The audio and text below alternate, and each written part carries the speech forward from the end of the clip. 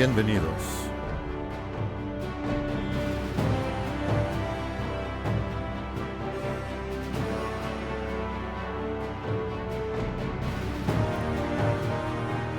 A la fiesta de los tabernáculos 2019.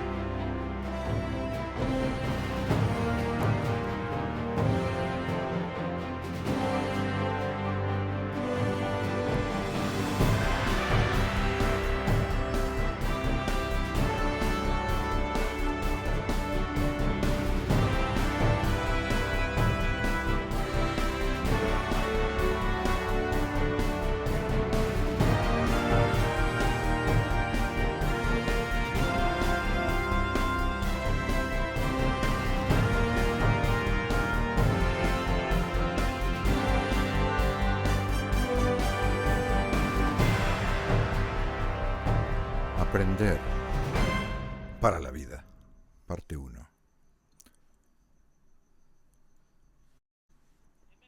En muchas profecías relacionadas con el reino de Dios, aprendimos que a pesar de todo lo que le ha sucedido a Israel en la antigüedad, en forma de rechazo y castigo, finalmente habrá restauración y reconexión con Dios. Así pues, todo lo que se lee en los profetas mayores, y de ahí surge gran parte de este material y gran parte de lo que tratamos en la fiesta, trata tanto de su rechazo y castigo como de su restauración y reconexión con Dios. Así, en este tiempo futuro, los descendientes físicos de los antiguos israelitas tendrán acceso a su espíritu como nosotros lo tenemos hoy. Esta renovación de la relación se menciona especialmente en Isaías, Jeremías y Ezequiel. Y Dios ya no estará distante de ellos. Como muestra Ezequiel, aunque Dios se retiró del templo en el momento de su exilio a Babilonia, la expulsión definitiva de los que quedaban de Israel en el futuro volverá a estar presente. Cristo será Rey de Reyes y tendrá colaboradores en forma de seres espirituales, seres humanos resucitados o transformados. Y en la fiesta se nos recuerda a menudo del papel que estos seres espirituales desempeñarán en el milenio. Creemos que formaremos parte de ese grupo de personas. En la fiesta de los tabernáculos a menudo se nos hace recordar los roles que estos seres espirituales desempeñarán en el milenio. Estos roles incluyen los de maestro, sacerdote, rey y administrador. Subyacente a cada uno de esos papeles, sin embargo, hay una preparación intensiva. Para llegar a ser esa clase de individuo, utilizable por Dios en ese tiempo, tenemos que estar preparados para ello. Usted no tomaría un trabajo hoy en día sin tener alguna preparación para el mismo. No sería contratado a menos que tuviera algo que aportar al puesto. De lo que hablaremos el día de hoy, usted notará un común denominador con respecto a la enseñanza, la instrucción, educación por Dios y acerca de Dios y su camino. Este proceso también tiene que ver con el aprendizaje. Sin la voluntad de ser instruidos para aprender, toda la enseñanza que podamos tener en el mundo fracasará. No obtendremos ningún resultado. Por tanto, lo que realmente debemos comprender y apreciar es que estamos aprendiendo para la vida, para esta vida actual y para una vida mucho mejor que está por venir. La educación es un tema constante en toda la Biblia, como lo veremos. Si ustedes estaban en la iglesia en la época de los 70 al 72, recordarán que teníamos una revista llamada El Mundo de Mañana. Y en esa revista el señor Armstrong escribió un editorial, porque había estado algo molesto con una carta que recibió de una señora que decía: pues bien, no estoy de acuerdo con la mayor parte de lo que usted dice. Y él dijo: eso no es inusual. La mayoría de la gente no está de acuerdo con el 99% de lo que decimos. Esa no era realmente la cuestión. Ella dijo, me di cuenta de que usted dijo que el Evangelio es un mensaje educativo, y eso no es cierto. No se trata de la mente del hombre, se trata de cambiar su corazón. Y él dijo, tonterías, y procedió a escribir un editorial entero mostrando por qué el Evangelio es educativo. ¿De dónde viene la palabra educación? Viene del verbo latino educare, significa criar o formar, educare, educar a los niños. En la versión latina de la Vulgata de la Biblia, algo que nos citamos muy a menudo, esta palabra educare aparece en Efesios 6:4. Dice así, eduquen a sus hijos. Efesios 6:4. Y ustedes, padres, no provoquen a ira a sus hijos. Y en latín se dice educarte, del verbo educare. Si lo leemos de la misma manera que lo leeríamos en español, diríamos educar, educarte. Si no, críenlos o edúquenlos en la disciplina y la instrucción del Señor. Hay un verbo latino similar que solo difiere en una letra. Educere. Suena igual, E-D-U-C-E-R-E y no A-R-E. Educere significa llevar fuera, hacer salir. De latín a o ex, ducere es conducir en latín. Por lo tanto, llevar a cabo o hacia afuera.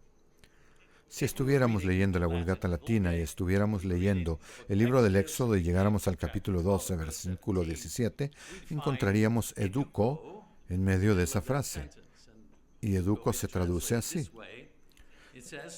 Guardarán la fiesta de los panes sin levadura, que ya hemos celebrado, porque en ese mismo día habré sacado sus ejércitos. Sacar es educere con E, educere. Ahora bien, educere viene de otras dos palabras latinas, e o ex, que significa fuera de, y ducere, que significa conducir. O sea, conducir fuera de. Por tanto, guardarán este día como estatuto perpetuo a través de sus generaciones. ¿Ven que hay una conexión entre educare y educere? Para educar o criar y para llevar a cabo. Sí, claro que sí. No es difícil de ver esa conexión. Educar es guiar a una persona, ¿no? Entonces, estos dos términos, estas dos versiones del verbo, guardan relación. En este versículo del Éxodo podemos apreciar cómo Dios, al sacar a los israelitas de Egipto, establece un paralelismo con la forma en que nos enseña a todos a vivir, sacándonos de la ignorancia, por así decirlo, sacándonos de la falta de conocimiento hacia el conocimiento de la pura verdad.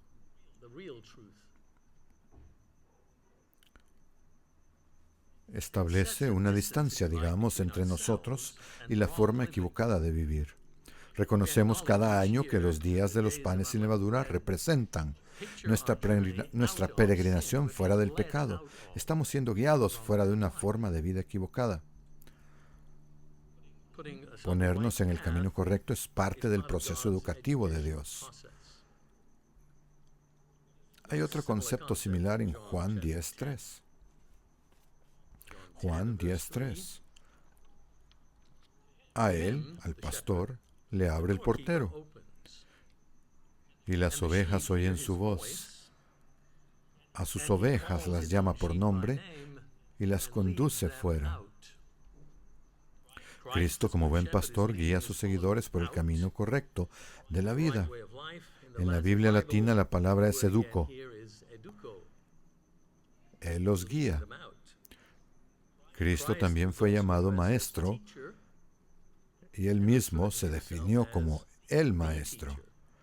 Lucas 22:11. Así pues, dediquemos hoy algún tiempo a pensar en este proceso de educación a varios niveles.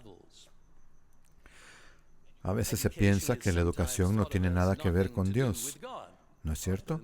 En este mundo la gente tiende a educarse de manera equivocada, como veremos. Ciertamente la educación del mundo se ha establecido sobre una base equivocada, pero eso no significa que la educación no tenga nada que ver con el camino de Dios. De hecho, tiene todo que ver con el camino de Dios, porque el camino de Dios se trata de crecimiento y cambio. Entonces, los niveles educativos que consideraremos son Dios Padre y Cristo, aquellos a quienes Él llama como individuos, nuestros hijos, y 4, las agrupaciones dentro de la iglesia colectiva. En todos estos aspectos podemos ver que hay una conexión con el hecho de ser enseñados, con la enseñanza, con la educación, con el aprendizaje. Pero antes quizás debamos preguntarnos, ¿por qué es necesaria la educación en Dios? Puede ser obvio para nosotros, pero pensemos en ello. Por ejemplo, ¿cómo es que cada persona joven en la iglesia puede tener una relación especial con Dios y con Jesucristo? Tuve recientemente la oportunidad de explicarlo durante nuestro campamento en las Filipinas. Buenos días a todos. Este es el primer día del campamento de verano, Filipinas 2019. Y tenemos una oportunidad especial. El señor Hume nos acompaña para este campamento de verano y estará con nosotros por 3 días. Así que ha preparado un estudio de Biblia para nosotros esta mañana. Ahí lo dejo con ustedes. Muchas gracias. Buenos días. Creo que podría ser interesante pensar un poco acerca de cómo es que llegamos aquí, en quiénes somos. ¿Quiénes somos como grupo de personas jóvenes en la iglesia? En el Sabbat escuchamos sobre el plan de Dios desde el punto de vista de aprender y enseñar. Hablamos mucho acerca de aprender. Hablamos mucho acerca de enseñar. Hablamos mucho acerca de lo que Dios está haciendo en la tierra con su pueblo. Y lo describimos como un gran proyecto educativo. Dios está en el negocio de la educación. Y que Jesús fue llamado el Maestro. Y que se refirió a sí mismo como el Maestro. Así que Dios está enseñando, Jesús vino a enseñar. Nosotros todos estamos aprendiendo. ¿Por qué hacemos eso? Para que un día podamos instruir a otros en todas las cosas que estamos aprendiendo actualmente. Estamos en un lugar un poco distinto como grupo de personas. Tenemos un grupo de personas que no tienen el Espíritu, que es la mayoría del mundo. Tenemos un grupo de personas como ustedes, como la mayoría de ustedes, que tienen el Espíritu de Dios trabajando con ellos. Y finalmente tenemos otro grupo de personas, los adultos en la iglesia, los que han sido bautizados, que tienen el Espíritu Santo trabajando dentro de ellos. Estos son los diferentes grupos de personas. Son 3.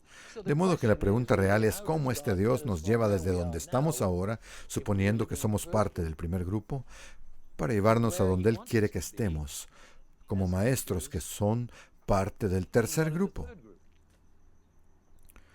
Para los que nacieron en la iglesia, empieza con la bendición de los niños. Eso vimos durante el sábado, ¿sí? El señor Paxton pidió la bendición de Dios para un bebé. ¿Qué estaba pasando ahí? ¿Por qué estaban haciendo eso con ese bebé? ¿Seríamos capaces de explicarlo claramente usando la Biblia? ¿Por qué la iglesia hace eso? ¿Qué esperan los padres de este proceso? ¿Qué piensan que sucederá del hecho de que el ministro imponga sus manos sobre el bebé y pida algo a Dios? Así que cuando vemos en Mateo 19, del 13 al 15, entonces le fueron presentados unos niños para que pusiera las manos sobre ellos y orara. Piensen en lo que hace un ministro, es exacto lo que hace. Pone sus manos sobre el niño y ora. Pero los discípulos los reprendieron. Pensaron, estos están estorbando a Jesús, no necesitamos esto. Y no estaban teniendo una actitud correcta con la gente. Trataban de apartar a la gente. Y a Jesús eso no le gustó. No le gustó esa actitud. Y Él dijo, dejen a los niños y no les impidan venir a mí, porque de los tales es el reino de los cielos. La mente de un niño es inocente. Quiere aprender. Y Jesús concibe a sus seguidores de esa manera. O sea, para él, un niño es un símbolo muy importante de la actitud correcta hacia él. Cuando el ministro pone sus manos sobre un niño, le pide a Dios que proteja a ese niño a lo largo de la vida. La mayoría de la gente en estos tiempos actuales ya no piensa en pedir por medio de Cristo lo mismo que Él hizo, que los niños sean protegidos de una manera milagrosa. No sé si ustedes lo habrán experimentado, pero lo más probable es que hayan sido protegidos de maneras que ni siquiera se imaginan. Porque este es un mundo loco, con todo tipo de personas haciendo todo tipo de cosas irresponsables. Y ustedes y yo estamos viviendo en medio de ellos, así que solamente un pensamiento acerca de ser protegido y pedirle a Dios que lo haga y agradecer cuando lo hace y agradecerle por hacerlo, aun si no saben que lo hace todo el tiempo. ¿Qué esperan los padres de esta imposición de manos sobre sus hijos pequeños? Vamos a 1 Corintios 7:14. Esta es una escritura un poco complicada de cierta manera, pero quisiera solamente centrarme en el principio sobre el que se sustenta. Habla sobre esposos y esposas, quizás uno esté en la iglesia y el otro no. Quizás ustedes vienen de un hogar así, en el que uno de los padres está en la iglesia y el otro no. Y las personas en esa categoría también tienen una bendición especial de Dios. Los niños de ese tipo de unión son santos, están apartados. Eso quiere decir que todos los niños del pueblo de Dios, ya sea que uno o ambos padres estén en la iglesia, están en una categoría especial. Por eso dije que ustedes están en la categoría número 2. Si ustedes están en la categoría 2, entonces ustedes tienen acceso a Dios, ¿sí? Pueden decir, mi Padre, y Él es su Padre ahora. Si ustedes son parte de la categoría número 1, ustedes no pueden decir esto, porque Dios no está tratando aún con ustedes. Pero en la categoría 2, en la cual están todos los niños de Dios, los hijos del pueblo de Dios, entonces ustedes tienen una relación única que nadie entre sus compañeros y amigos fuera de la iglesia puede tener. No es culpa de ellos. Pero es importante saber esto porque eso significa que pueden aprovechar el acceso que tienen con Dios. Y cuando ustedes oran, Él los escucha porque Él los conoce y está dispuesto a trabajar con ustedes ahora para que avancen de esa categoría a la siguiente. Tuvimos bautismos el otro día. ¿De qué se trataba todo aquello?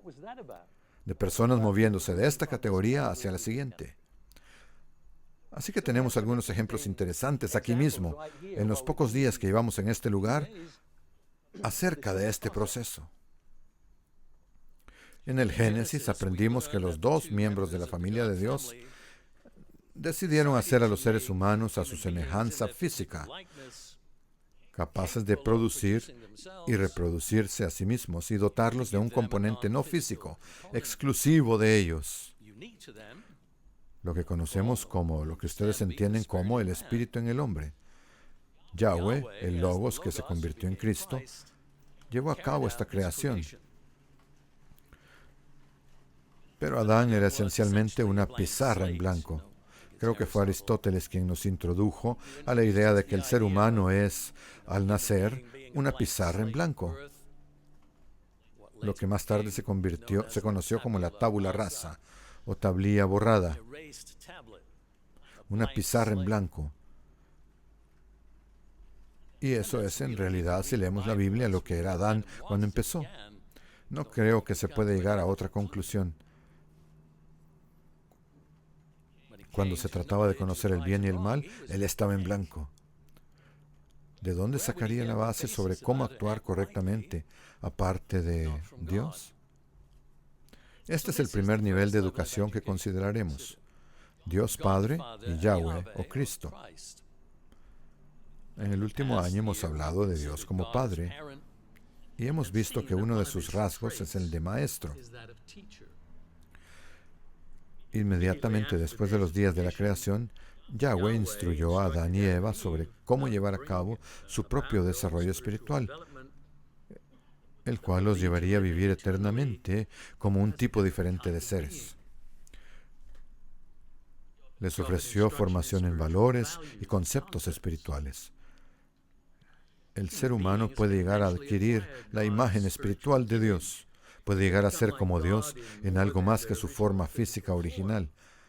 Esto requiere, por supuesto, comer del árbol de la vida, del conocimiento divino revelado sobre el bien y el mal, y evitar el único árbol prohibido para ellos, el árbol del conocimiento autogenerado sobre Dios y sobre el bien y el mal.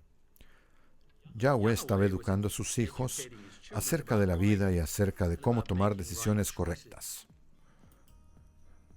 Durante nuestro reciente campamento en Estados Unidos, Don Hornsley presentó un estudio bíblico sobre la importancia de tomar las decisiones correctas. La primera verdadera comunidad que vemos en las Escrituras es formada por Dios, y la encontramos aquí en Génesis 2. Es un ambiente perfecto, el jardín del Edén que ha creado y ha puesto al hombre adentro de este jardín. Entonces, ¿qué más ha puesto Dios en este jardín, aparte del hombre y a sí mismo?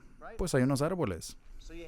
Entonces tenemos a un árbol descrito como el árbol de la vida y el segundo árbol descrito como el árbol del conocimiento del bien y del mal.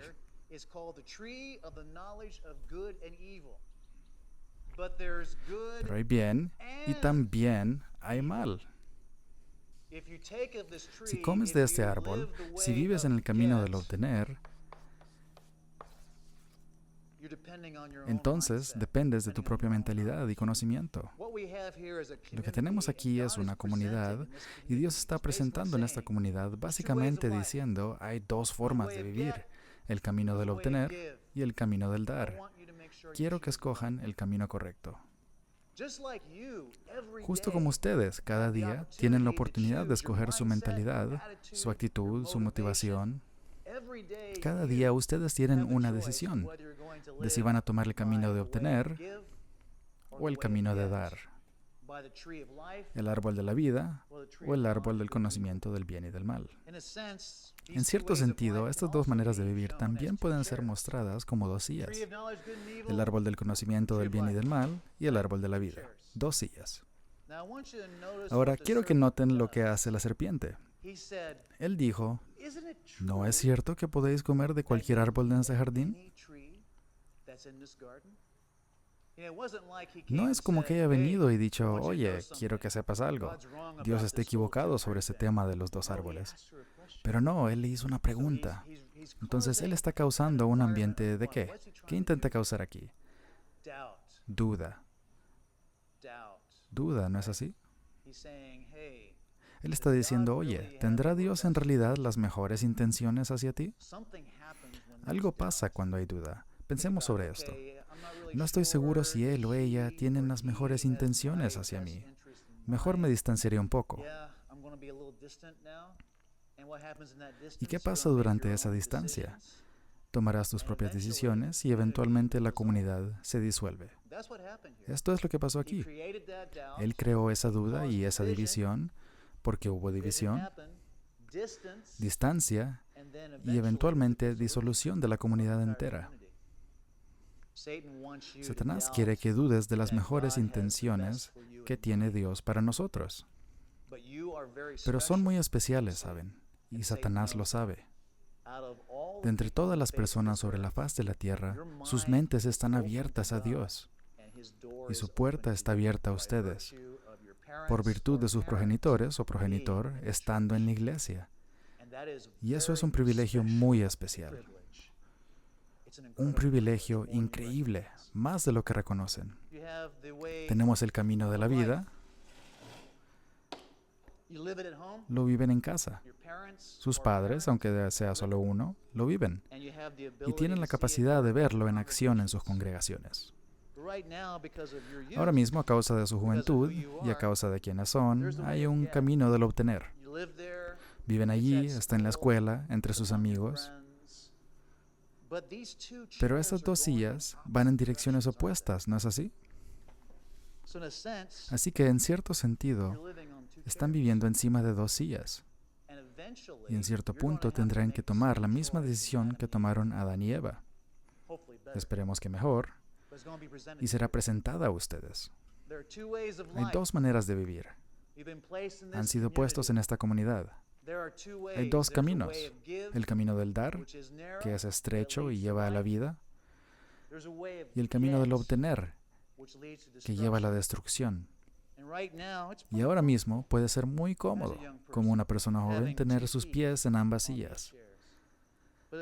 Pero eventualmente se moverán y tendremos que tomar una decisión, ¿no? Tendré que hacer una cosa o la otra. Esto en realidad pasa. Y sí, es algo cómico, pero eventualmente tendré que tomar una decisión, ¿no es así? O me paro en esta silla o en esta otra. ¿Qué decisión tomaré? ¿Qué decisión tomarán? Espero poder hacer esto con mi cuerpo de 50 años.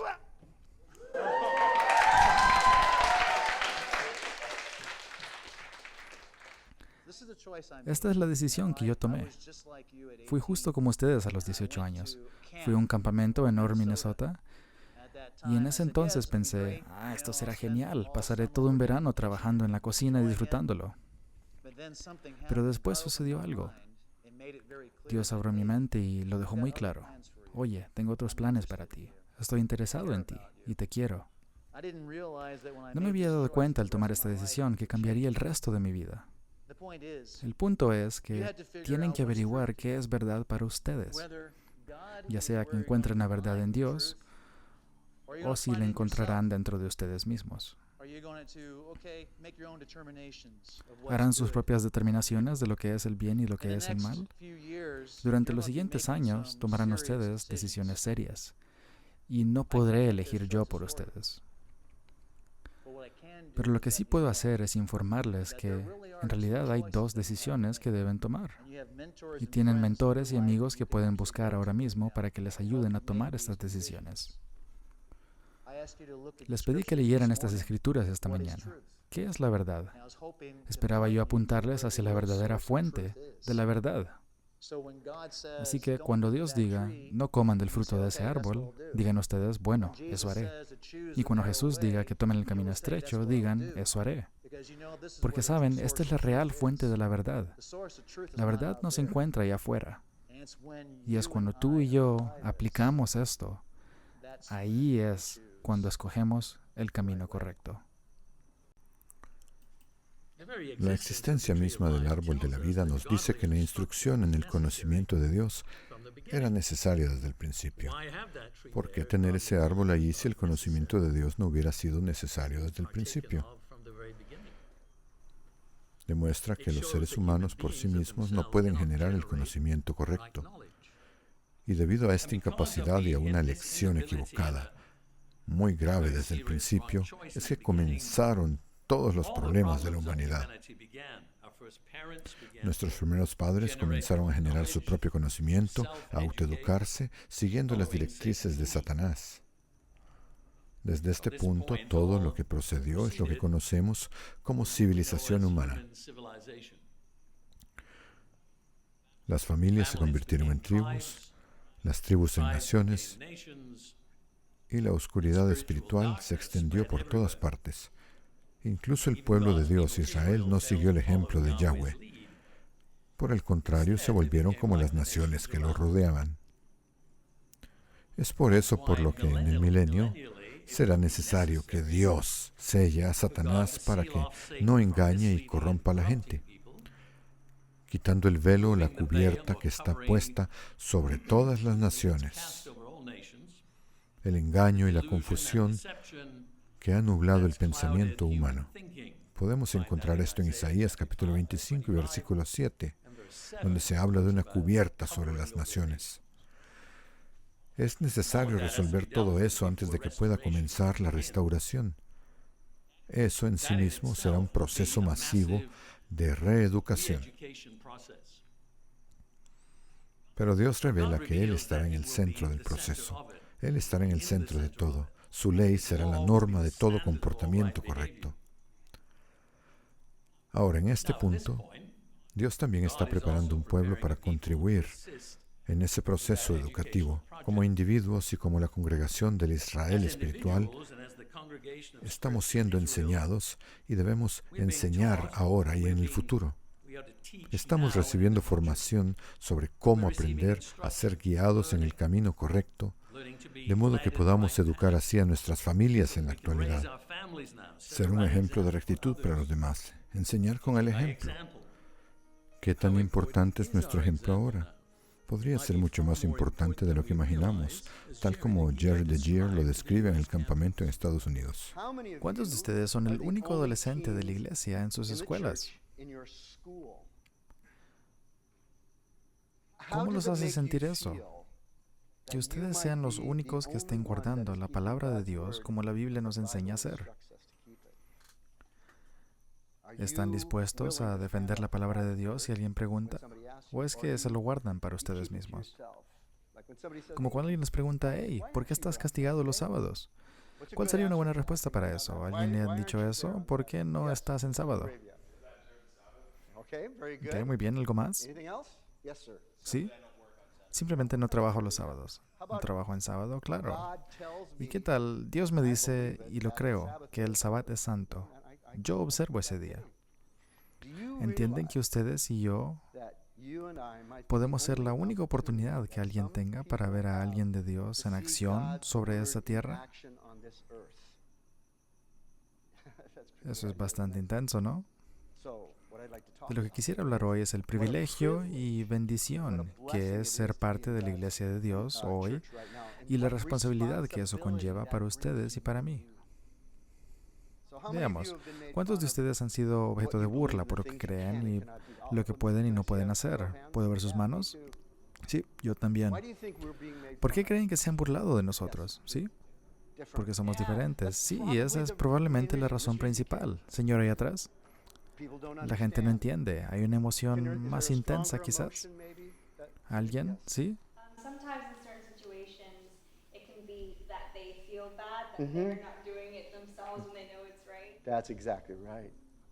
Exacto. Solo por el hecho de obedecer la palabra de Dios, nos separamos a nosotros mismos del resto de la gente. Como guardar el sábado santo. Solo eso, sin decir nada, simplemente hacer eso, nos separa. Y cuando las personas ven eso, mucha gente sabe si estamos haciendo algo que ellos están haciendo algo y nos preguntan, no. ¿Qué te crees que eres? ¿Más santo que todos los demás? No solo estoy tratando de guardar la palabra de Dios, estoy tratando de hacer lo que debo hacer. Algunos de ustedes están en grupos que les dicen, hey, ven con nosotros en noche de viernes, vamos a hacer esto. Y ustedes pueden decir sí o pueden decir no, pero están poniendo a prueba dónde se hallan sus lealtades. Y con las personas con las que yo pasé mi tiempo serán las personas que influían en mí, por lo cual debemos escoger a nuestros amigos con mucha sabiduría. Otros adolescentes que quizás se burlen de ustedes porque ustedes ya no quieren hacer lo que ellos hacen. Y como resultado, eso es muy molesto. A veces, porque ya saben, es molesto. A veces seremos perseguidos por eso. Gente que cree en Dios, en cualquier forma de religión en la actualidad, están siendo realmente menospreciados. No importa si es de la iglesia, es con toda la religión en general. Por lo que debemos de ser muy fuertes en ese sentido. Serán probablemente llamados ingenuos. Los principios y leyes que recibimos de la Biblia son considerados una simpleza, ingenuo. ¿Y saben cuál otro? Criticón. ¿Cómo te atreves a imponerme, ya saben, solo por cómo vivimos, tus valores? Si dices la verdad, esta puede ser usada en tu contra. Pueden hacer todo correctamente y aún así sufrir persecución por vivir a la manera de Dios. ¿Nos protege Dios? Sí lo hace, pero también permite que suframos pruebas y dificultades para perfeccionarnos, para fortalecernos, para hacernos madurar. Si no queremos mentir, si no queremos tener sexo antes del matrimonio, podemos ser objeto de burla. Conozco personas que lo han sido acusados de ser homosexuales, ya saben. ¿Qué pasa contigo? ¿Aún no has tenido relaciones? La situación de ustedes, jóvenes, no es diferente de la de aquellos que la han experimentado antes que ustedes. Gente que ha tratado de vivir a la manera de Dios por años y siempre han sufrido por eso, porque los caminos del mundo son contrarios al camino de Dios. Siempre será como nadar contra la corriente, ¿ok? Pero ¿saben qué otra cosa le sucede al pueblo de Dios? Han sido extremadamente bendecidos. Han sido extremadamente bendecidos. José quería vivir de acuerdo con la ley de Dios y fue acusado falsamente. Daniel solo deseaba adorar a Dios y fue falsamente acusado. ¿Qué aprendemos? ¿Cuáles son las lecciones? Si ustedes tratan de guardar la ley de Dios, perderán amigos y familiares a veces, pero también serán bendecidos más allá de lo que pueden imaginar. Así que deben hacerse la pregunta, ¿creen en Dios y en sus promesas? Porque si lo hacen, sus vidas serán determinadas por esto. Muy importante. Enseñando con el ejemplo, y en última instancia ser parte de la obra de enseñanza de Cristo por 1000 años. Todo esto se logra a través de la obra del Espíritu de Dios, de manera que podamos guardar la ley en el Espíritu, el mismo proceso por el cual Dios proveerá a esos seres físicos en el milenio su oportunidad de aprender lo que nosotros estamos aprendiendo ahora. Vayamos a Hebreos 10:16. Hablando de la iglesia de hoy, leemos esto. Este es el pacto que haré con ellos después de aquellos días, dice el Señor. Pondré mis leyes en su corazón y en su mente las escribiré. Este es un cumplimiento parcial de lo que leemos que Dios ofrecerá a Israel en el futuro y por extensión a toda la humanidad. Veamos ahora Jeremías 31, versículos 31 al 34. Jeremías 31, 31. He aquí vienen días, dice el Señor, en que haré un nuevo pacto con la casa de Israel y con la casa de Judá. No será como el pacto que hice con sus padres el día que los tomé de la mano para sacarlos de la tierra de Egipto. Mi pacto que ellos invalidaron, a pesar de ser yo su Señor, dice el Señor. Porque este será el pacto que haré con la casa de Israel después de aquellos días, dice el Señor. Pondré mi ley en su interior y la escribiré en su corazón. Yo seré su Dios y ellos serán mi pueblo. Ya nadie enseñará a su prójimo ni nadie a su hermano diciendo, conoce al Señor, porque todos ellos me conocerán, desde el más pequeño de ellos hasta el más grande, dice el Señor, porque yo perdonaré su iniquidad y no me acordaré más de su pecado. Esto es para los descendientes físicos de Israel en el momento en que comience el milenio. Pero, ¿qué pasará con el resto de la humanidad? ¿Cómo se extenderá esta promesa a todas las personas? Vayamos a Isaías capítulo 2 y versículo 1. Porque esta es una escritura que se refiere al mismo periodo de tiempo en la historia de Israel a futuro.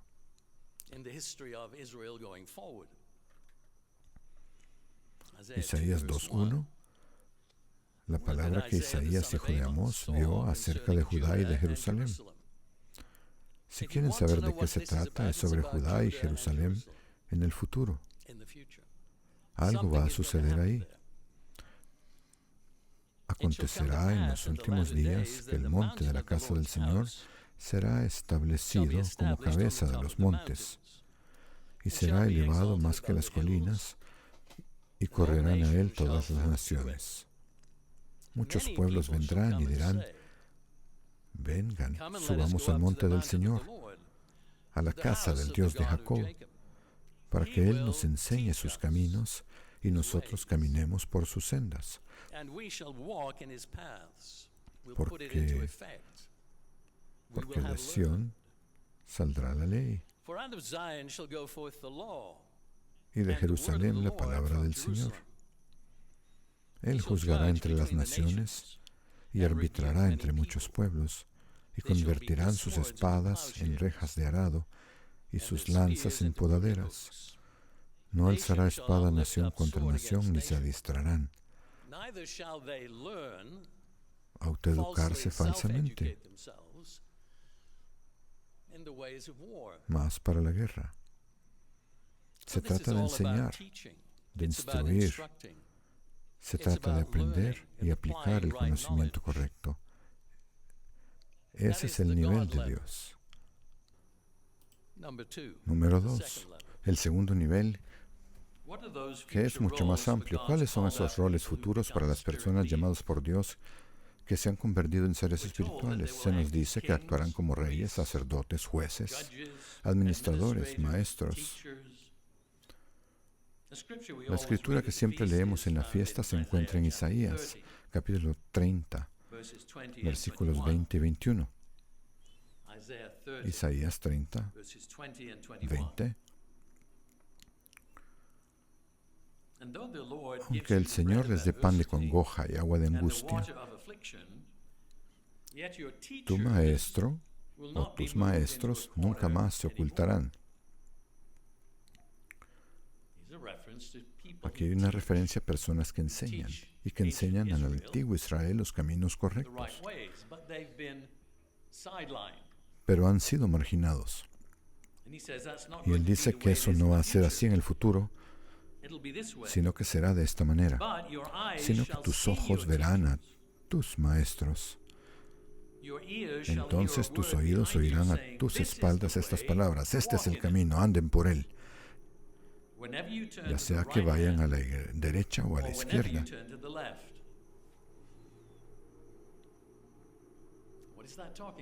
¿De qué está hablando? Si leemos algunos comentarios, encontraremos que aunque la palabra maestros es plural en hebreo, a menudo se traduce en singular en algunas versiones de la Biblia. Simplemente no pueden lidiar con el hecho de que no está hablando de Cristo solamente, porque no entienden lo que ustedes y yo entendemos acerca del papel de los seres espirituales en el futuro, ayudando a Cristo a enseñar su camino. La palabra es plural en hebreo, así que no tengo problema en explicar que eso está hablando del pueblo de Dios, como seres espirituales, guiando a la gente física en la dirección correcta en el futuro. Este aspecto de enseñanza del que leemos en Isaías 30 será una parte central de la restauración. El concepto de restauración es una parte importante del plan de Dios. Tom Fitzpatrick explica en El Campo en Reino Unido que tendrá un rol significativo que desempeñar en ese proceso de reconstrucción. Consideremos el hecho de que la Biblia trata de temas como fundamentos, muros, pilares. Habla de carreteras. Habla de muros que no están apuntalados. ¿Y qué hay de los límites? ¿Cuál es el propósito de los límites? ¿Cuál es su utilidad? Por motivos de tiempo, me gustaría moverme muy rápidamente hacia un momento futuro del que habla la Biblia, conocido como la Gran Tribulación y los acontecimientos del Día del Señor. Se trata de un tiempo en el que Dios interviene en los asuntos del mundo y son tiempos tumultuosos, y son necesarios para hacer humilde una humanidad de cabeza dura y corazón duro.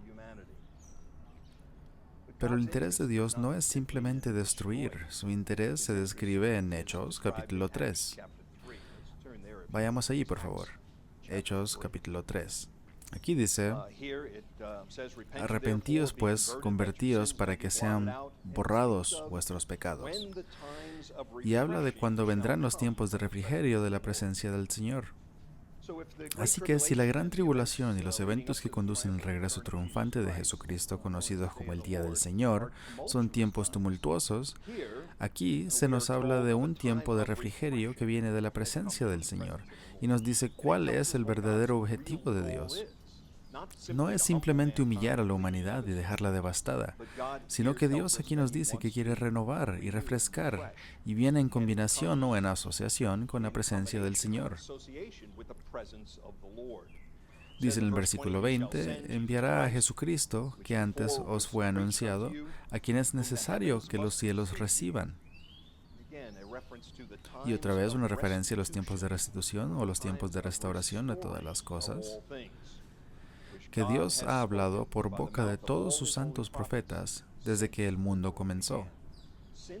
Desde que el mundo comenzó, Dios ha anticipado el mundo tal y como lo conocemos.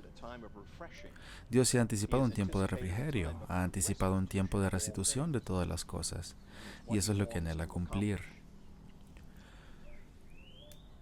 ¿Podría ser que Dios nos use a usted y a mí como un instrumento en el cumplimiento de lo que Él describe aquí?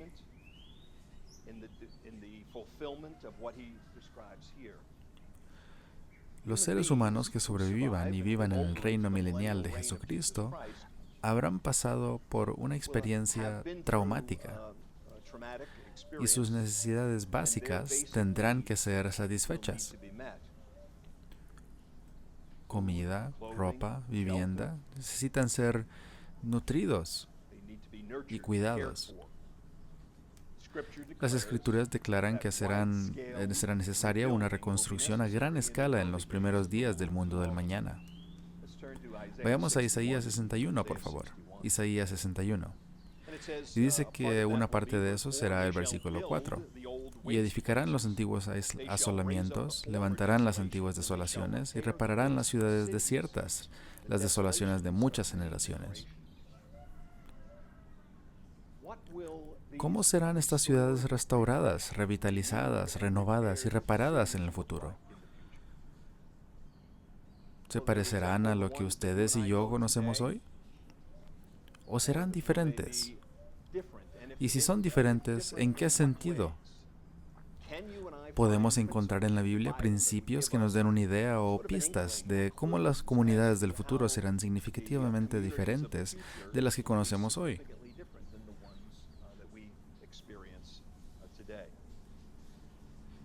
Si Dios nos pidiera a ustedes y a mí que formáramos parte de este proyecto de reconstruir las comunidades del mundo del mañana, ¿qué principios bíblicos en particular, emplearían ustedes para abordar este proyecto?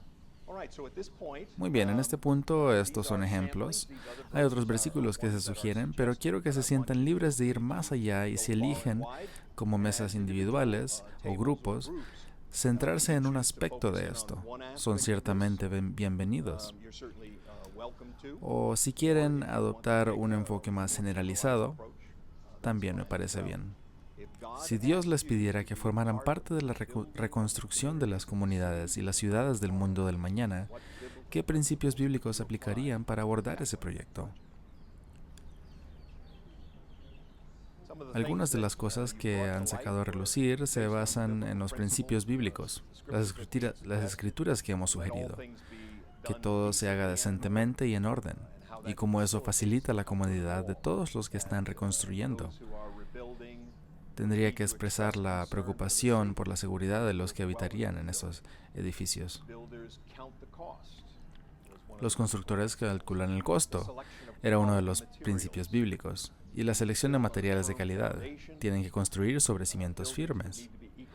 Los edificios tendrían que ser ecológicos y no tóxicos o potencialmente dañinos. Y en particular me gustó que pensara en los auditorios o arenas que se necesitarían para acoger a la gente que asistiera a la fiesta de los tabernáculos. Se imaginan a miles de personas acudiendo a arenas llenas de alegría y emoción aprendiendo en qué consiste la fiesta. Y es muy interesante en la Biblia que el tema de la construcción y reconstrucción, se utiliza como una maravillosa analogía para darnos una idea de lo que Dios está haciendo con la iglesia. Se podría decir que algunas de las cosas que hemos discutido y hemos visto en principio, Dios las está haciendo con nosotros ahora, como entidad, la iglesia. Y son los mismos conceptos que luego tomaremos y extenderemos a la gente que vive en el maravilloso mundo del mañana. Este aspecto de la enseñanza será una parte central de la restauración. La base de la enseñanza de Dios a las naciones será su ley. Jeremías 3, versículos 14, 15 y 17.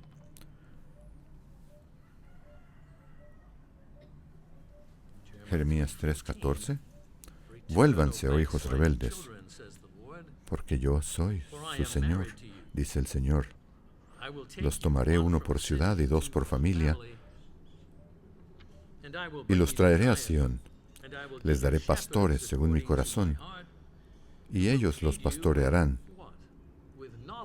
¿Con qué? Con conocimiento y discernimiento. Ellos enseñarán. 17. En aquel tiempo Jerusalén la llamarán trono del Señor.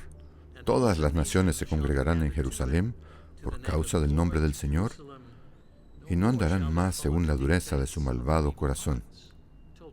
Un cambio total en la forma en que las naciones piensan de sí mismas y de lo que pueden necesitar. En la fiesta leemos también un pasaje del Apocalipsis que habla de otros aspectos de nuestras responsabilidades futuras. Pero observen que la enseñanza es también una característica de este rol. Apocalipsis 5, versículos del 8 al 10. Apocalipsis 5, 8.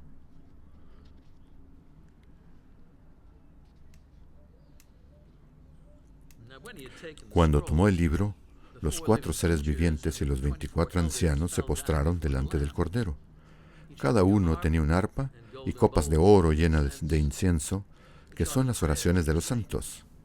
Ellos entonaban un cántico nuevo diciendo: Tú eres digno de tomar el rollo y abrir sus sellos, porque tú fuiste inmolado, y con tu sangre nos has redimido para Dios de toda tribu y lengua y pueblo y nación. Hablando del pueblo llamado por Dios de todos los diferentes grupos a través de toda la extensión de la tierra. Verso 10. Y nos has hecho reyes y sacerdotes para nuestro Dios, y reinaremos sobre la tierra. Aquí se hace referencia a un doble papel: ser rey y ser sacerdote. En los comentarios existe cierta discusión acerca de si aquí reyes y sacerdotes se refiere a dos funciones separadas, o si se refiere a un reino de sacerdotes. Hablaremos un poco de eso ahora. El idioma griego permite un reino de sacerdotes, y otras partes de la Biblia, como veremos, básicamente dicen eso de todos modos. Reino de sacerdotes era el término en el Antiguo Testamento cuando Dios describía lo que esperaba del antiguo Israel. Veamos Éxodo 19 y el versículo 6. Éxodo 19, 6. Y ustedes me serán un reino de sacerdotes y una nación santa. Estas son las palabras que dirás a los hijos de Israel. El apóstol Pedro usó un lenguaje similar con respecto a la iglesia ahora en este tiempo. Primera de Pedro 2 y versículo 9. Pero ustedes son linaje escogido, real sacerdocio, un sacerdocio real, un reino de sacerdotes, diferentes maneras de traducirlo. Nación santa, pueblo adquirido por Dios, para que anuncien las virtudes de aquel que los ha llamado de las tinieblas a su luz admirable. Vemos aquí un papel de enseñanza actual y que debemos dar un ejemplo correcto, viviendo a la manera de Dios en un mundo en tinieblas. La gente quiere saber cuál es la manera correcta de vivir, el camino de Dios. El sacerdote debe ser capaz de decírselos. Deben buscarlo para saberlo. Pero él también debe ser capaz de decírselos. Ese es su papel y mi papel en el futuro.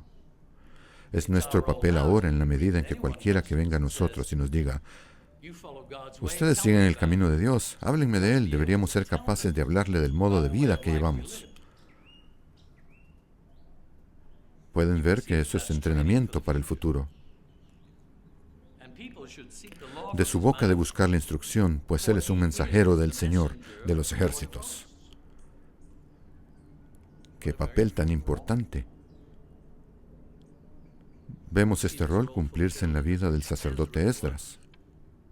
Esdras fue un ejemplo interesante de un sacerdote que conocía muy bien la ley de Dios y la enseñaba con gran efectividad. Esdras 7, 10. Esdras 7, 10. Porque Esdras había preparado su corazón para buscar la ley del Señor y para cumplirla, y para enseñar estatutos y decretos en Israel. Se esmeró en prepararse para poder ser maestro de la ley de Dios. Cuando fue comisionado para regresar a Jerusalén por Artajerjes, su rol como maestro fue reconocido por ese rey. Esdras 7, versículos 11 y 25. Esta es la copia del documento que el rey Artajerjes dio al sacerdote y escriba Esdras, escriba versado en los asuntos de los mandamientos del Señor y en sus estatutos para Israel. 25. Y tú, Esdras, conforme a la sabiduría que tienes de parte de tu Dios, designa magistrados y jueces que administren justicia a todo el pueblo que está más allá del río Éufrates, ahí en Judea, a todos los que conocen las leyes de tu Dios, y a los que no las conocen se las enseñarás.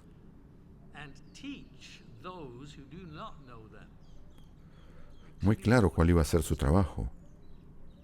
Es interesante. A medida que se acercaban a la primera fiesta de los tabernáculos que celebraron a su regreso de Babilonia, se hicieron esfuerzos para hacer las cosas de acuerdo con la ley. Nehemías 8, versículos 1 al 8. De nuevo, un pasaje que a menudo leemos en la fiesta de los tabernáculos, porque muestra en qué estado mental tenía que estar el pueblo para celebrar la fiesta correctamente. Por lo tanto, es bueno que recordemos cuál debe ser nuestro estado de ánimo al acercarnos a ella. Entonces todo el pueblo se reunió como un solo hombre en la plaza que está frente a la puerta de las aguas. Y dijeron al escriba Esdras que trajera el libro de la ley de Moisés, que el Señor había dado a Israel. El primer día del mes séptimo, el sacerdote Esdras trajo la ley ante la congregación de hombres y mujeres y todo el que era apto para entender lo que oía. Sabemos de qué mes se trata. Es el comienzo del mes en que tiene lugar la fiesta. Y leyó el libro desde el alba hasta el mediodía frente a la plaza que está entre las puertas de las aguas. No tenemos de qué quejarnos, desde la mañana hasta el mediodía, era mucho tiempo.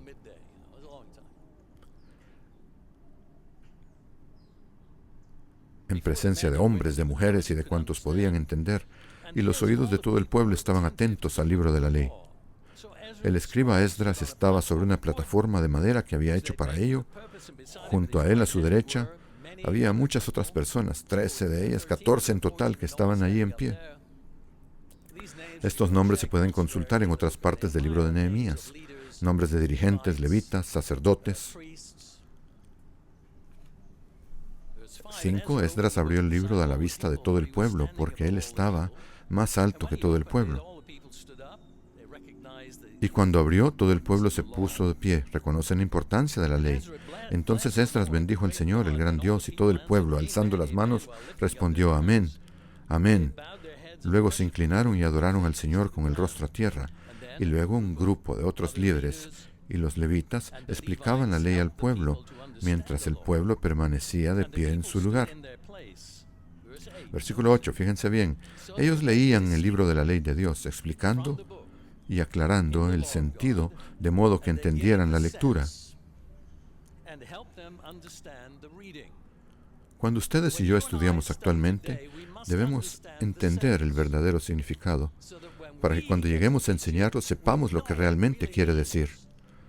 La importancia del estudio, la importancia de educarnos en la ley de Dios y en su verdad, el estudio es importante. Esto es lo que hacía el sacerdocio. Es lo que hacemos hoy. Pablo le dijo esto a Timoteo, algo similar. 1 Timoteo 4:6. Recuerden que estamos pensando en la educación. Si enseñas estas cosas a los hermanos, Timoteo, si instruyes, si enseñas a los hermanos estas cosas, serás un buen ministro de Jesucristo, nutrido de las palabras de la fe, de la buena doctrina. Doctrina es simplemente enseñanza, la cual has seguido de cerca. Es necesario tener mucho cuidado en cómo enseñamos y en lo que les enseñamos, para que no sean engañados. Ustedes tienen el deber de examinar lo que decimos y asegurarse de que es bíblico. Si hacen eso, no serán llevados por mal camino. Pero piensen en ello. En 1986, había alrededor de 150,000 personas en la Iglesia de Dios Universal. 10 años después, cuando hubo una gran agitación en la iglesia, la mayoría de esas personas no se quedaron con lo que creían 10 años antes. ¿Por qué? ¿Por qué no? ¿Fueron engañados? Claro que sí. Pero ¿estaban examinando a la luz de la Biblia lo que estaban escuchando? Claramente no. Entonces es muy importante no solo escuchar lo que se dice. Es importante para todos nosotros estar seguros de que es la verdad. Entonces todos tenemos la responsabilidad de medir lo que estamos escuchando con la palabra de Dios.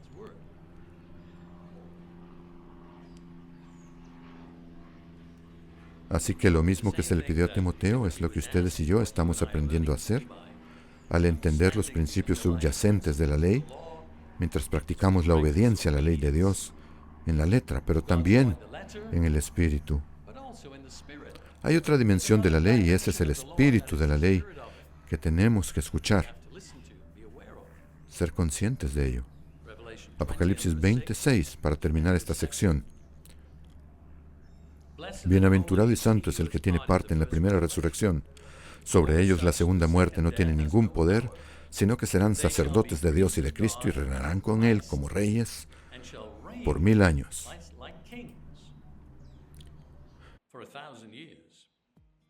En nuestro campamento de Filipinas, Brandon Sexton retó a los campistas a plantearse cómo sería ser como Dios. Lo que he pensado que podríamos hacer juntos hoy para este estudio bíblico es pensar un poco en el objetivo supremo. ¿Cómo sería para ti ser como Dios? Es fácil contestar a esta pregunta con estas pensando, ¿qué voy a decir? Porque Dios no suele aparecerse a cada uno de nosotros y decirnos, así soy yo. Pero sí nos da alguna información sobre cómo Él es en su libro, ¿verdad? Ok, entonces Ezequiel es uno realmente interesante y me gustaría repasar algunas de las descripciones. Vayamos a Ezequiel 1. Ok, ahora se trata de una visión que le fue dada a Ezequiel. Así que es algo así como ver una película o algo por el estilo, pero es algo que fue provisto por Dios. ¿No sería bueno si pudiéramos tener una película que Dios nos provee? Y en el versículo 4 dice, miré y he aquí un torbellino que salía del norte, una gran nube con fuego ardiente. Bien, aquí hay una nube con fuego ardiente de color dorado. Hasta ahora bastante sorprendente, pero se pone mejor. Y dice en el versículo 5, y de su interior salió la semejanza de 4 seres vivientes, y tenían la semejanza de hombres. Lo que entendemos de la descripción aquí es que cada uno tenía una cara en cada uno de sus 4 lados. Cada uno tenía el rostro de un hombre, y tenían el rostro de un león en el lado derecho, y de un buey en el lado izquierdo, y la cara de un águila por atrás. Y aquí está la pregunta. Te preguntaré, ¿has visto un águila? Y dices que el ángel tenía cara de águila. Pero, ¿cuál vino primero? ¿El águila o el ángel? ¿Cuál fue creado primero? El ángel. Así que el águila tiene cara de ángel. Muy interesante, ¿no? Una manera diferente de verlo. Dice que sus alas se extendían hacia arriba. 2 alas se tocaban y 2 cubrían sus cuerpos, ¿ok? Entonces tienen las alas que se estiran y las alas que se cubren. Así que cubren sus cuerpos con sus alas. Y las criaturas vivientes, versículo 14, corrían de un lado a otro en la apariencia como el destello de un relámpago. ¿Qué tan rápido se movían? Tan rápido que era como un relámpago. Así que una estructura similar a un hombre, pero luego un ala, ¿de acuerdo? Un ala que baja cubriendo y un ala que sale estirándose. Muy interesante, ¿verdad? Así que vamos a averiguar lo que estos están haciendo. La apariencia de su funcionamiento era como una rueda dentro de una rueda. ¿Qué aspecto tiene una rueda dentro de otra rueda? Pensemos en esto, en una rueda dentro de otra. ¿De acuerdo? Y hay 4 de estos.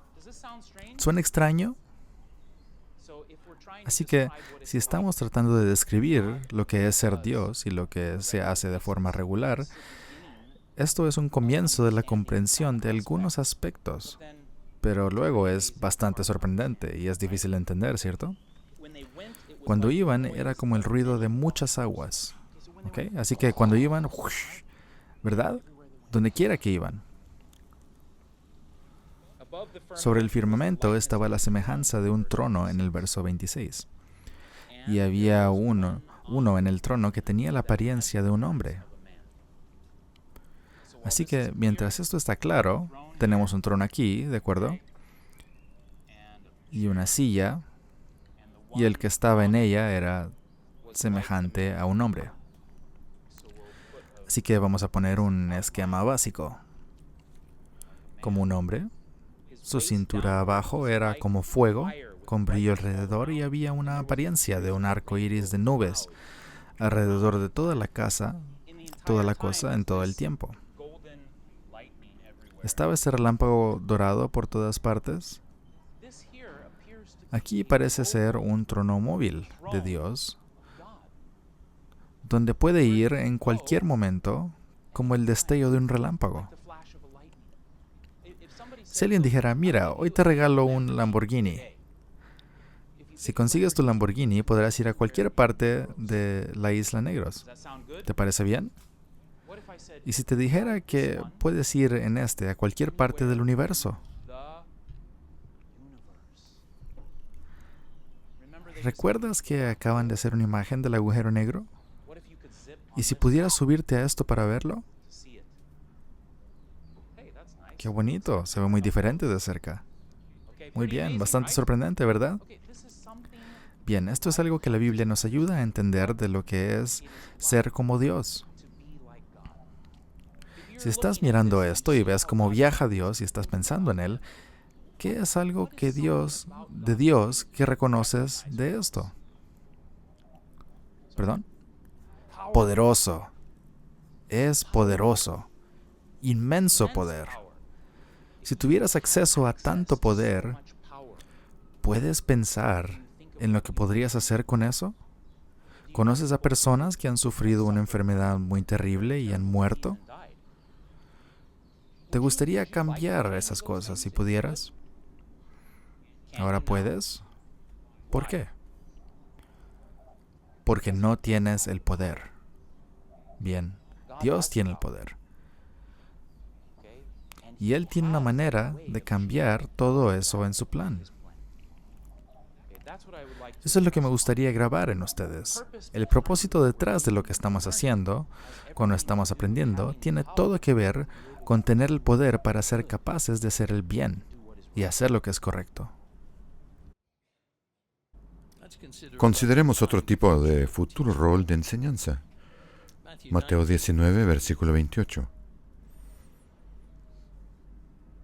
Mateo 19, 28.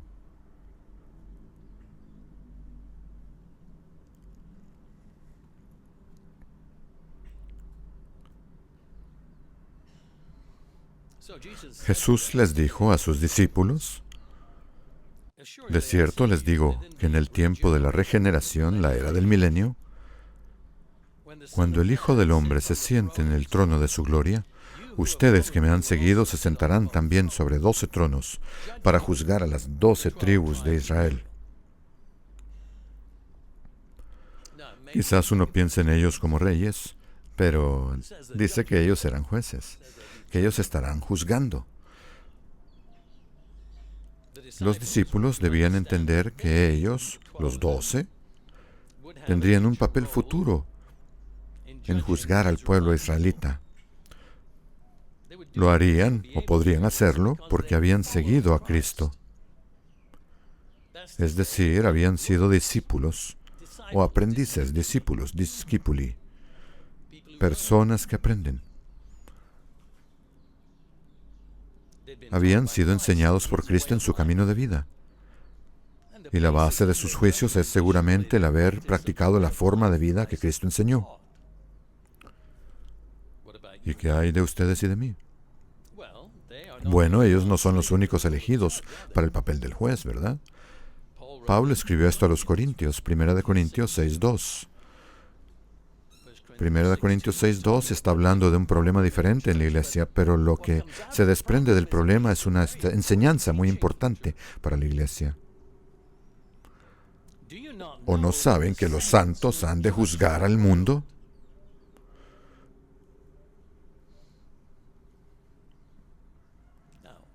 Lo que decía de los discípulos era que juzgarían a los israelitas. Aquí dice que los santos juzgarán al mundo. Muy interesante distinción. Y si el mundo ha de ser juzgado por ustedes, ¿son indignos de juzgar pleitos tan pequeños? Algo estaba pasando en la iglesia sobre lo que ellos tenían que emitir un juicio, y Él les está diciendo que eran perfectamente capaces de hacerlo. De manera que en un breve lapso de tiempo hemos pasado de juzgar a Israel a juzgar al mundo. Esto concuerda con las palabras de Isaías sobre las naciones que se acercan a Jerusalén para aprender la ley de Dios. El juicio ciertamente viene sobre el mundo debido a todo lo que ha sucedido en este mundo. Y es una bendición si podemos reconocerlo. Ustedes y yo sabemos que eso ocurrirá. David tuvo sus problemas, estuvo en muchas situaciones difíciles, pero sabía que no siempre sería así, que no siempre estaría en apuros. Y estaba agradecido por saber lo que sabía. Leamos los versículos 1 al 15 del Salmo 94. Salmo 94, 1 al 15.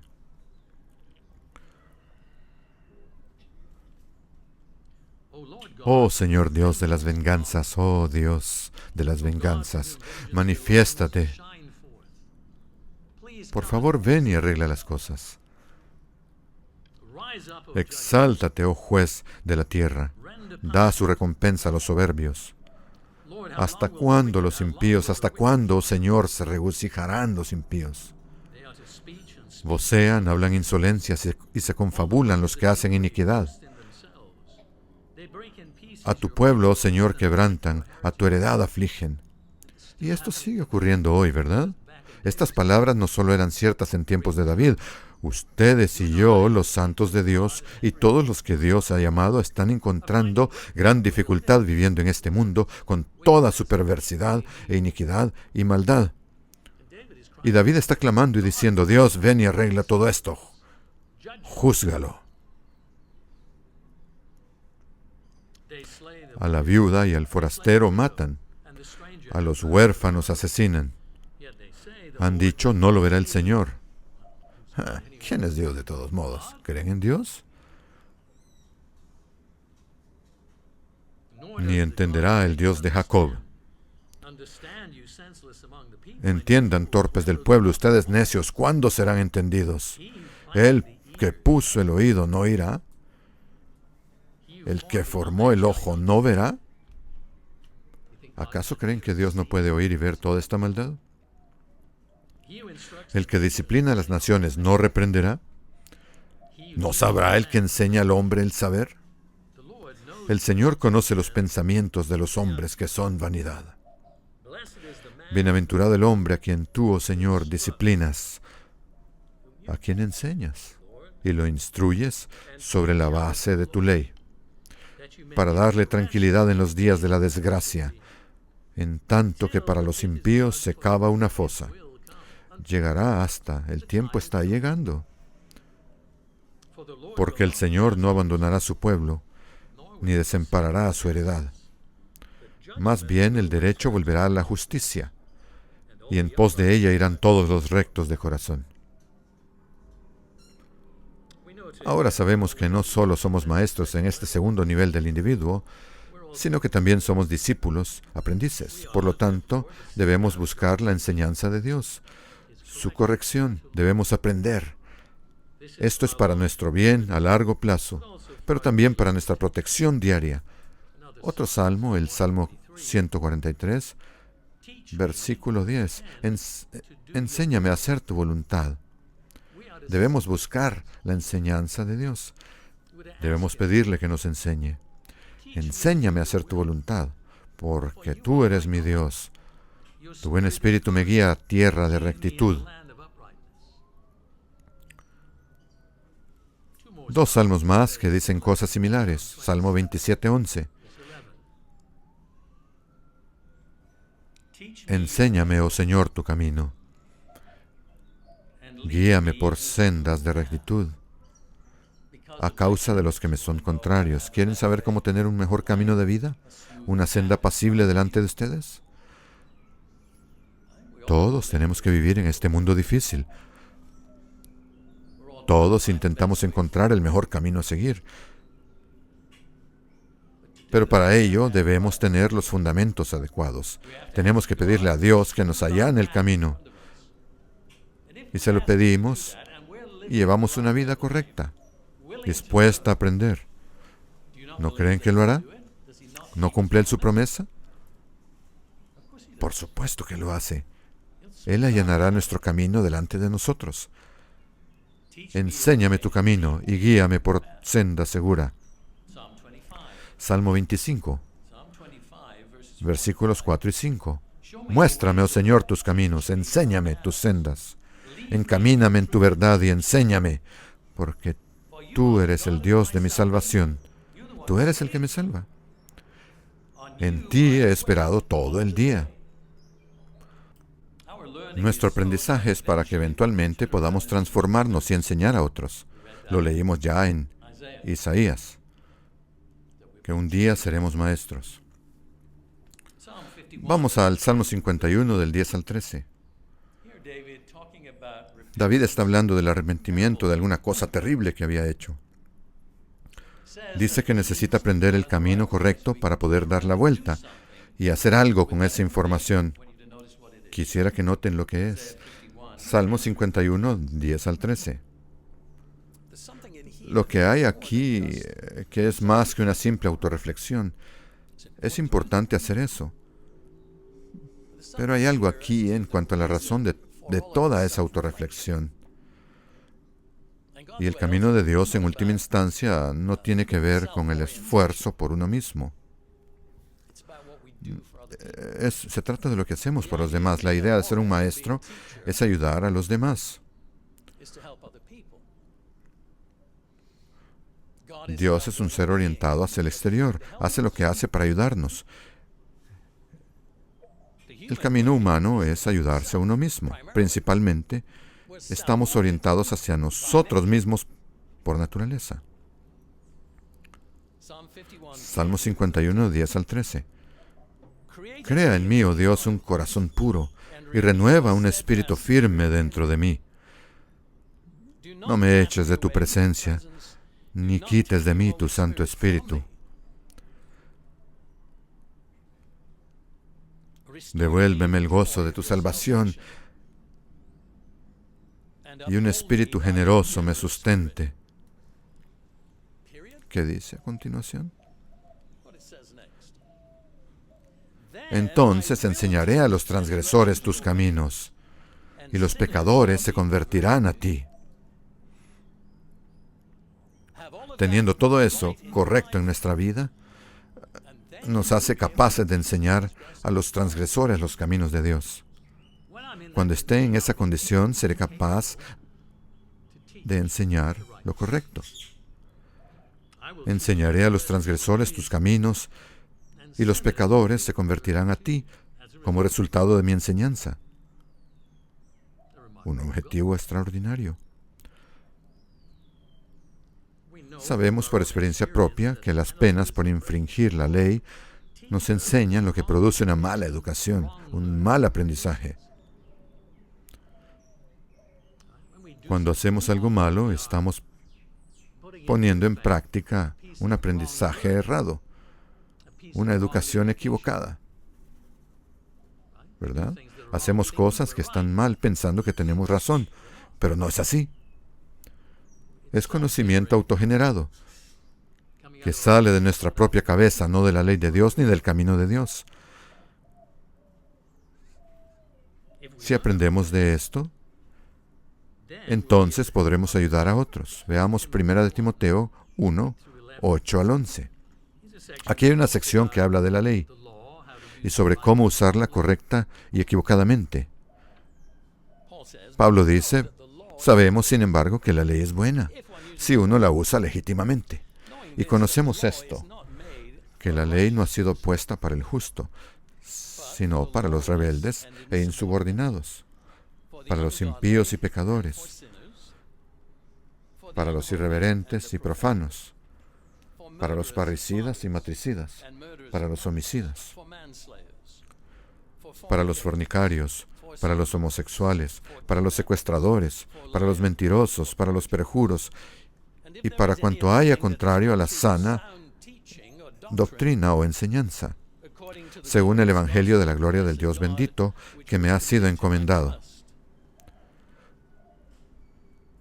Cuando ustedes y yo cometemos cualquiera de estos errores, cuando cometemos cualquiera de estos pecados, ¿no nos estamos demostrando a nosotros mismos, por el fruto de nuestros errores, que la ley de Dios es buena? Sí, lo hacemos. Así que ustedes y yo podemos reflexionar sobre nuestra experiencia, sobre nuestras propias vidas, sobre los errores que cometemos y decir, ese no es el camino. Y por esa definición, por ese uso de la ley de Dios, demostramos lo que es bueno y correcto de la ley.